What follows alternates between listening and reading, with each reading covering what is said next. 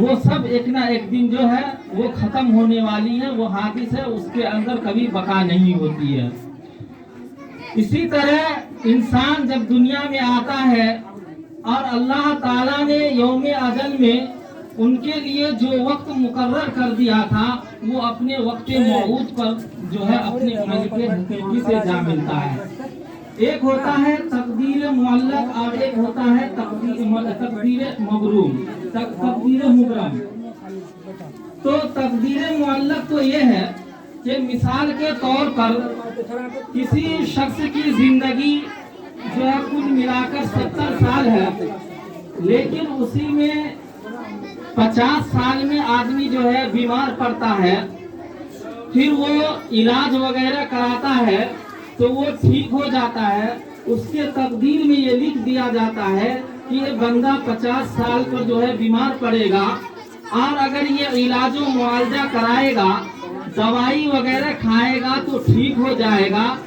10-20 سال اور جی لے گا۔ لیکن اگر علاج و معالجہ نہیں کراتا ہے تو پھر اس کے وہ جو ہے 50 سال ہی پر جو ہے ان کا کام تمام ہو جاتا ہے، وہ ختم ہو جاتا ہے۔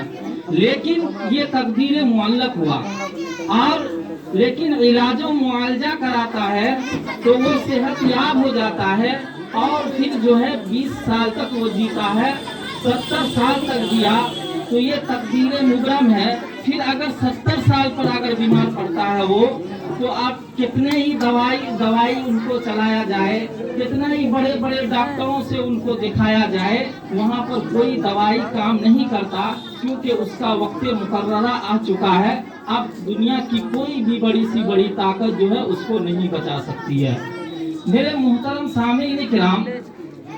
اللہ کے نبی صلی اللہ علیہ وسلم نے فرمایا کہ جب انسان چلا جاتا ہے تو انہیں جو ہے کم سے کم صدقہ جاریہ جو ہے چھوڑ کر جانا چاہیے۔ صدقہ جاریہ میں بہت ساری چیزیں آتی ہیں، جیسے کہیں پر نہر کھدوا دینا، یا کہیں پر پانی پینے کا کوئی نظم نہیں ہے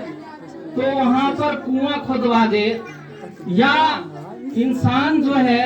کہیں پر سایہ نہیں ہے، راہ پیدل مسافر چلتے رہتے ہیں، ان کو آرام کرنے کے لیے کہیں کوئی جگہ سایہ دار نہیں مل رہی ہے، تو آدمی کوئی پیڑ اور پودا لگا دے اس نیت سے کہ یہاں سے جب بھی کوئی مسافر گزرے گا، یا چرند اور پرند جو ہے گرمی کی موسم میں جبکہ دھوپ میں بہت تپش ہوتی ہے اور ہوا میں بھی بہت گرماہٹ ہوتی ہے، تو اس وقت جو ہے چرند اور پرند اس پیڑ پر آرام کرے، یا کوئی انسان اس پیڑ کے سایہ میں بیٹھے، اس نیت سے وہ لگا دے، تو یہ بھی صدقہ جاریہ ہے کہ انسان دنیا سے چلا جاتا ہے، وہ اپنے قبر میں لیٹا ہوا رہتا ہے، سویا ہوا رہتا ہے، لیکن اس کو قبر میں اس دنیا میں جو وہ لگا کر گیا ہے پھل، اس کا ثواب جو ہے اس کو ملتا رہتا ہے۔ اسی طرح انسان یا تو پیڑ پودا لگائے، یا کنواں کھدوائے، یا نہر کہیں کھدوا دیا، یا مسجد بنوا دیا، تو جب تک وہ مسجد قائم رہے گی اور جب تک اس میں اللہ کی عبادت ہوتی رہے گی تو اس میں اس کا ثواب جو ہے اس مردہ کو اس قبر میں جو ہے ملتا رہے گا۔ اسی طرح یا قرآن وغیرہ چھوڑا، جس کی لوگ جو ہے دنیا میں تلاوت کرتے رہتے ہیں، تو یہ بھی صدقہ جاریہ میں آتا ہے، اس کا بھی ثواب مردہ کو اپنی قبر میں جو ہے ملتا رہتا ہے۔ اسی طرح یا علم وغیرہ کسی کو سکھا دیا کہ کوئی غریب بچہ ہے، یتیم بچہ ہے، اور اس کو اپنے خرچ سے پڑھوا دیا اور وہ عالم یا مفتی وغیرہ بن گیا، تو یہ بھی صدقہ جاریہ ہے۔ وہ جب تک علم کی دولت سے لوگوں کو جو ہے روشناس کراتا رہے گا، اس کا ثواب بھی اس مردہ کو قبر میں جو ہے اس دنیا کے جانے کے بعد بھی اس کو ملتا رہے گا۔ یا کسی عالم نے کسی کو علم سکھایا، علم سکھانے میں دونوں طرح کا